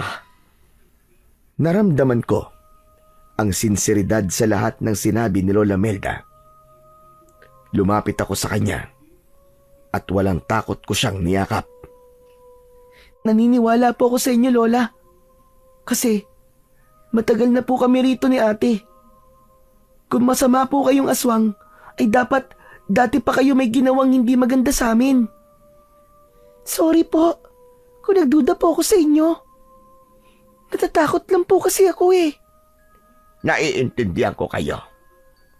Hindi ako galit sa inyo. Pero, paano po si Alberto? Paano po kung bumalik siya rito? Huwag kang mag-alala. Dahil gagawin ko ang lahat, kahit ialay ko pa ang sarili kong buhay, para lang maprotektahan kayong dalawa magkapatid. Nung inampod ko ang nanay nyo, ay ginawa ko ang lahat para protektahan siya mula kay Alberto. Kung nagawa ko noon, ay sigurado ko na magagawa ko ulit yun ngayon. At sa pagkakataong ito, kayo naman ang aking proprotektahan. Masumigpit ang pagkakayakap ko kay Lola Melda. Sa ganung paraan, ay ipinaramdam ko sa kanya ang aking pasasalamat at pagmamahal. Dahil sa pagsasabi ni Lola sa amin ng totoo, ay doon ko naintindihan kung bakit ayaw niya kaming palabasin ng bahay at kung bakit marami siyang hindi sinasabi sa amin. Kahit bata pa ako, ay nauunawaan ko na mahirap para kay Lola Melda na aminin na isa siyang aswang dahil baka katakutan namin siya. Pero dahil sa napakabait niya at lalo na sa pag-aalaga niya noon kay Mama, ay mabilis naming natanggap ni Ate Abby kung sino at ano ang aming lola. Kinagabihan ay hindi kami naging kampante. Ayon kay Lola Melda, ay kailangan niyang magbantay dahil baka biglang dumating si Alberto. Hindi namin hinayaan na magbantay ng mag-isa si Lola, kaya hindi na rin kami natulog ni Ate Abby. Bukas umaga ay aalis na kayo rito. Ihahatid ko kayo doon sa bayan para makasiguro ako magiging ligtas kayo. Kaya niyo ba maglakad ng mahigit 2 oras? Kakayanin po namin. Pero kayo po, baka po hindi niyo po kayanin dahil matanda na po kayo. Malakas pa ako. Kaya wag akong isipin niyo. Pasensya na kayo 2 kung napunta kayo sa ganito sitwasyon. Kung hindi lang sana nalaman ni Alberto na nandito kayo, ay hindi kayo natatakot ngayon. Sorry po, Lola Melda. Ako po kasi ang dahilan kung bakit nalaman po ni Alberto na nandito po kami ni ate. Kung hindi po sana ako lumabas, ay hindi po ako makikita ng bata na nasa gubat. Wala na tayong magagawa pa roon para baguhin ang nakaraan. Ang kailangan na lang natin gawin ay labanan si Alberto kung kinakailangan. Isa pa, may kasalanan din ako sa inyo. Kung noon pa lamang ay sinabi ko na sa inyo ang totoo, ay mas maiintindihan nyo kung bakit hindi ko kayo pinapayagan na lumabas. May tanong pala ako sa inyo. Hindi ba kayo natatakot sa akin ngayong alam nyo na ako'y isang aswang? Ako po, Lola Melda, hindi po. Kasi alam ko pong mabait kayo. Ang astig nga po kasi may lola kaming aswang pero hindi po pumapatay ng tao. To be honest, Lola, nung unay natakot po ako. Akala ko po kasi, ay, gaya kayo ng mga aswang na napapanood ko po sa TV. Akala ko po, kumakain po kayo ng tao. Mga apo, hindi lahat ng aswang ay masasama. Merong kagaya ko na kontento na sa pagkain lamang ng mga ligaw na hayop. Marami kami, pero mas marami pa rin ang masasamang kagaya ni Alberto. Ang mga kagaya ng aswang ang perwisyo sa mga taong kagaya ninyo. Ako rin pala, Lola, may tatanong po ako sa inyo. Ikaw po ba yung aswang na nakita namin ni ate sa likod ng bahay nung nakaraang gabi? Oo, ako nga iyon. Pasensya na kayo kung natakot kayo sa akin. Sa gitna ng pag-uusap namin, ay narinig namin ang boses ni Alberto sa labas. Napasiksik kami ni Ate Abby sa isang sulok dahil sa labis na takot. Melda! Melda! Ilabas mo ang mga apo mo! Ibigay mo sila sa akin! Nag-usap na tayo kanina. Hindi mo sila pwede saktan, Alberto. Hindi ko sila ibibigay sa'yo. Hindi mo naman sila kadugo. Kaya bakit ganyan ang pagmamalasakit mo sa kanila? Hindi ko na kaya ang uhaw at gutom na nararamdaman ko. Kailangan ko nang kumain ng tao ngayon! Huwag ang mga apo ko pagdiskitahan mo.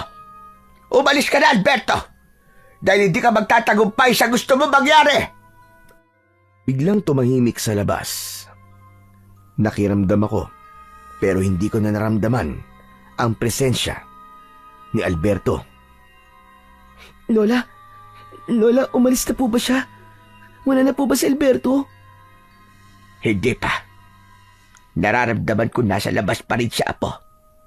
Hindi talaga titigil ang hayop na yan. Hanggat hindi niya kayo nakukuha. Ano po ang gagawin natin, Lola Melda?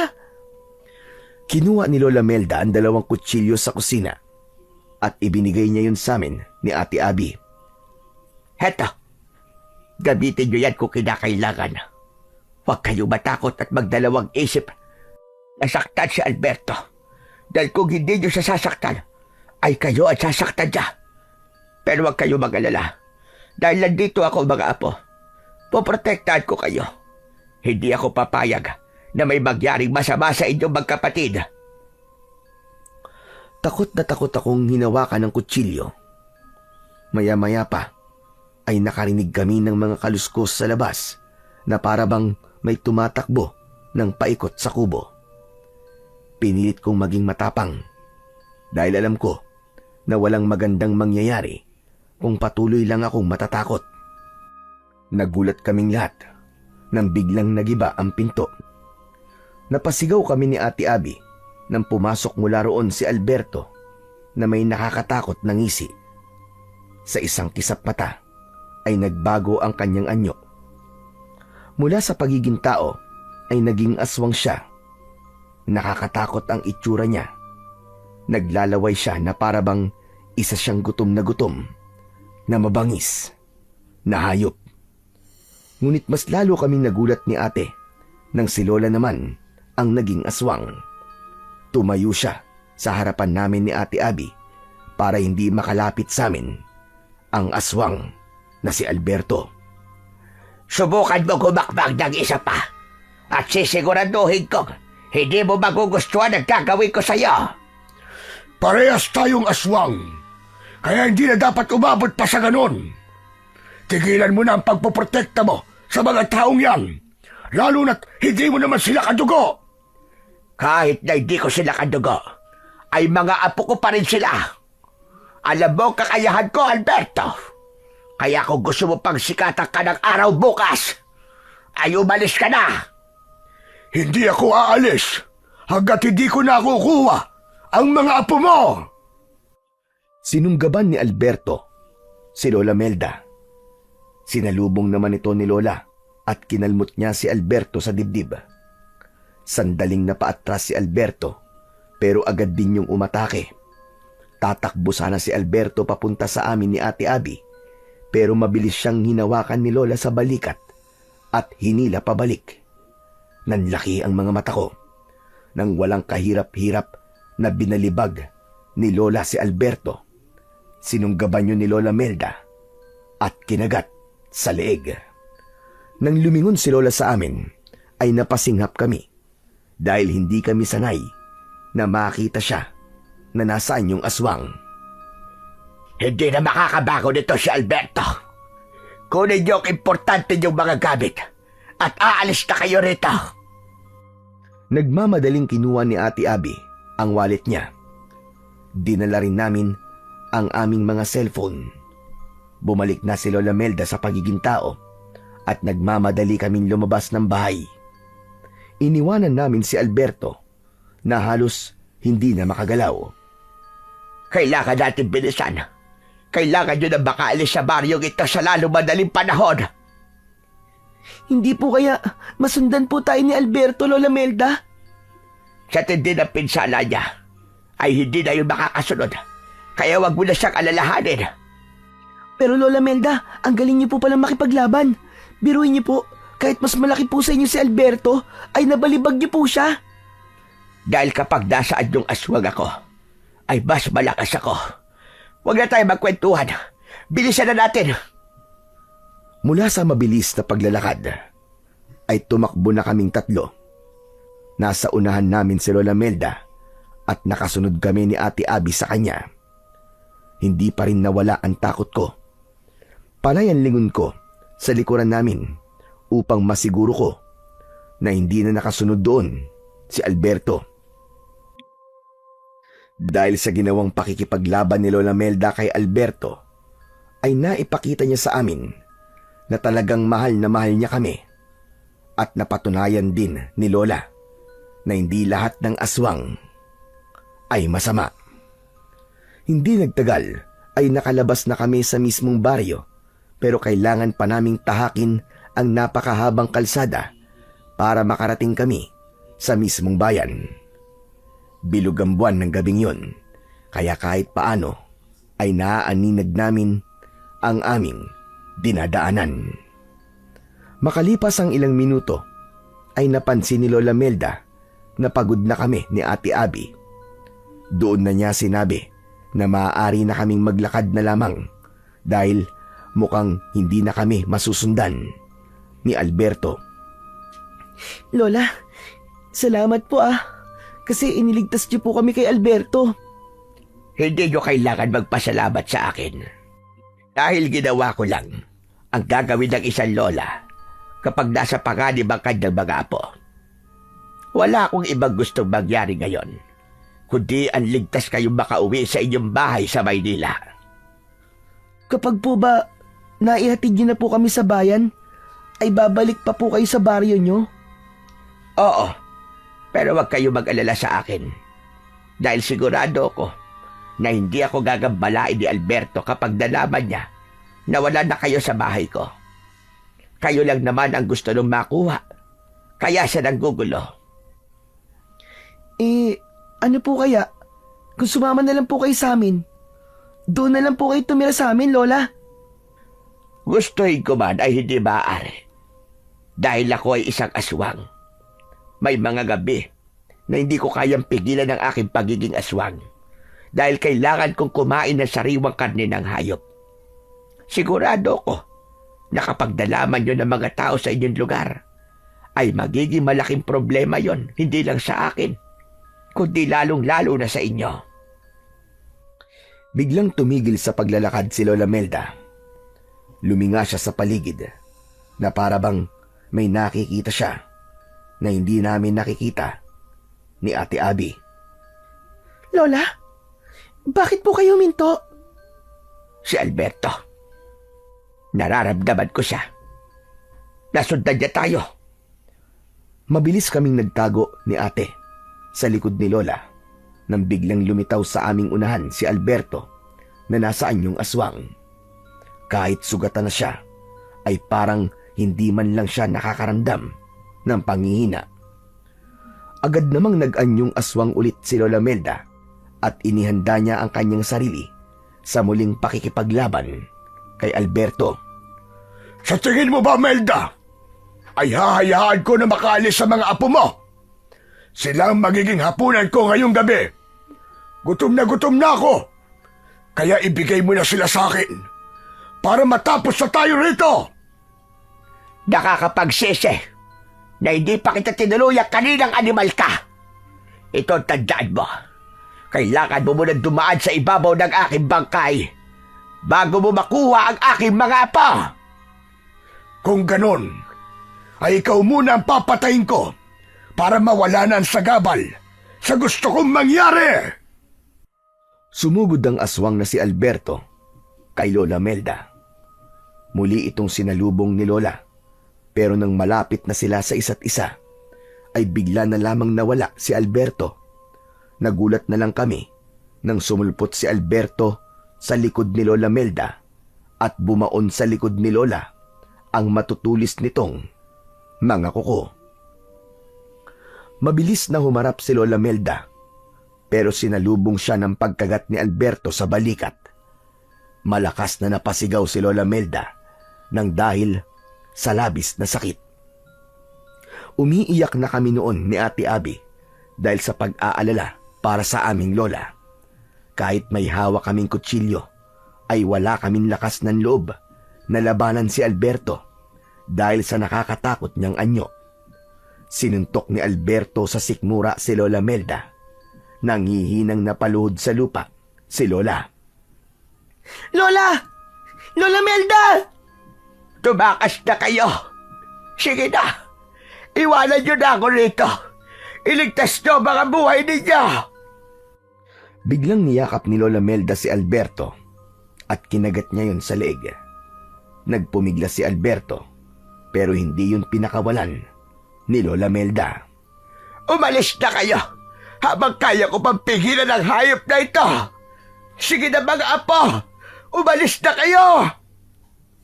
Pero Lola, hindi ka po namin pwedeng iwanan. Huwag niyo akong intindihin. Kaya ko ang sarili ko.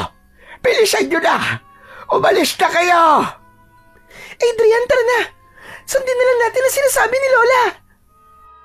Labag man sa aking kagustuhan na iwanan si Lola Melda sa ganung sitwasyon, ay wala na akong nagawa kundi ang sumama kay Ate Abby sa pagtakbo palayo. Nalagpasan namin sina Lola Melda at Alberto na nagpapambuno. Ate, si Lola, baka kung anong mangyari sa kanya. Wala na tayong magagawa para tulungan siya. Kailangan nating iligtas ang ating mga sarili.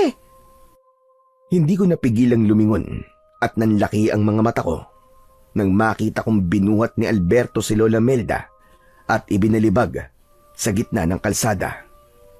Padapang bumagsak si Lola at hindi na siya gumalaw. Ngumisi si Alberto at mabilis siyang sumugod papunta sa amin. Ate! Si Alberto! Nagulantang si Ate Abby nang makita niyang palapit sa amin si Alberto. Ang buong akala ko ay tatakbo siya, pero iniharang niya ang kanyang sarili. Matapang niyang itinutok sa aswang ang hawak niyang kutsilyo. Huminto ang aswang ng ilang dipa ang layo sa amin at nakakaloko siyang tumawa. Nagmala ka pala sa yun, Lola. Parehas kayong matapang, Ining. Pero kung inaakala mo na matatakot ako sa kutsilyo mo, ay nagkakamali ka. Huwag mong sasaktan ang kapatid ko. Huwag mo na subukan. Dahil hindi ka magtatagumpay. Kung gusto mo makakain ng tao, ay ako na lang ang kaunin mo. Hayaan mo na lang na makaalis ang kapatid ko. Hindi ikaw ang magdidesisyon kung sino ang kakainin ko sa inyong dalawa. Gusto ko kayong gawing hapunan ngayong gabi, kaya walang makakaligtas ni isa sa inyo. Mas lalo akong naluha dahil sa mga sinabi ni Ate Abby. Hindi ko kasi inasahan na kaya niyang isakripisyo ang sarili niyang buhay kahit palagi ko siyang inaasar at inaaway. Maya-maya pa ay biglang sumugod si Alberto sa amin. Napasigaw ako. Hinila ko si Ate Abby palayo pero ayaw niyang umalis sa kanyang kinatatayuan. Desidido na talaga siyang harapin ang aswang na si Alberto. Inakala ko nakatapusan na namin ni Ate Abby pero bigla kaming nakarinig ng magkakasunod na busina ng sasakyan sa likuran namin. Paglingon namin ay nakita namin ang sasakyan ni Papa na paparating. Dahil sa walang tigil na pagbusina ni Papa ay nakuha ko kagad ang ibig niyang sabihin. Hinila ko si ate papunta sa tabi ng kalsada. Kitang-kita ko ang malakas na pagbangga ng kotse kay Alberto. Sa lakas ng pagkakabangga sa kanya ay lumipad siya at bumagsak sa tabi ng kalsada kung saan ang gilid ay bangin. Pero hindi pa rin namatay si Alberto. Tumayo pa rin siya at bakas ang labis na galit sa mukha niya. Muli namang pinaandar ni Papa ang kotse at binangga nito sa pangalawang pagkakataon si Alberto na naging dahilan para mahulog siya ng tuluyan sa malalim na bangin. Nang bumaba si Papa sa kotse ay masaya kaming lumapit ni ate sa kanya. Maigpit namin siyang niyakap. Papa! Buti na lang at dumating ka. Akala namin mamamatay na kami ni ate. Mabuti na lang at sinunod ko ang aking kutob. Mangyaring kahapon pa kasi ako kinakabahan, kaya naisipan kong puntahan na kayo sa bahay ng lola nyo. Hindi ko naman akalain na ganito ang sasalubong sa akin dito. Sino ba ang lalaking yun? At bakit ganun ang itsura niya? Papa, aswang po siya. Ang totoo po niyan ay tumakas po kami sa kanya kasama po si Lola Melda. Teka, si Lola, kailangan po natin siya madala sa ospital. Nagmamadali naming nilapitan si Lola Melda na nasa anyong tao na. Ngumiti siya sa amin sa kabila ng mga sugat niya. Dexter, salamat naman at dumating ka. Ilayo mo na mga anak mo rito at huwag na kayong babalik dito kahit kailan. Kailangan po namin kayo madala sa ospital para magamot po mga sugat ninyo. Binuhat ni Papa si Lola. Inilagay niya si Lola sa backseat at sinamahan ko siya roon. Si Ate Abby naman ay sa unahan umupo. Nang umandar na ang sasakyan, ay doon ko nasabi sa akin sarili na ligtas na kami mula kay Alberto. Tinignan ko si Lola Melda at ngumiti ako sa kanya. Lola Melda, maraming salamat po. Mahal na mahal po kita. Lola, wag na po kayong mag-alala. Kasi, ligtas na po tayo. Nahihirapang ngumiti si Lola Melda. Ipinikit niya ang kanyang mga mata at isinandal niya ang ulo niya sa balikat ko. Nang gabing yun, napatunayan ko na kahit hindi namin kadugo si Lola Melda, ay handa pa rin siyang isakripisyo ang sarili niyang buhay para sa amin ng ate ko. Nang nadala na namin si Lola Melda sa malapit na ospital, ay doon na namin ipinaliwanag kay Papa ang lahat. Wala kaming inilihim sa kanya, kahit pa ang pagiging aswang ni Lola Melda. Nung una, ay halatang hindi niya matanggap ang mga sinabi namin. Pero nang si Lola Melda na mismo ang nagpaliwanag kay Papa, ay doon na siya naniwala. Tinanggap naman ni Papa si Lola Melda dahil alam niya kung gaano ito kabait at kabuti. Nang nakalabas na si Lola Melda sa ospital, ay bumalik siya sa kanyang baryo, habang kami naman ay nagbalik na sa Maynila.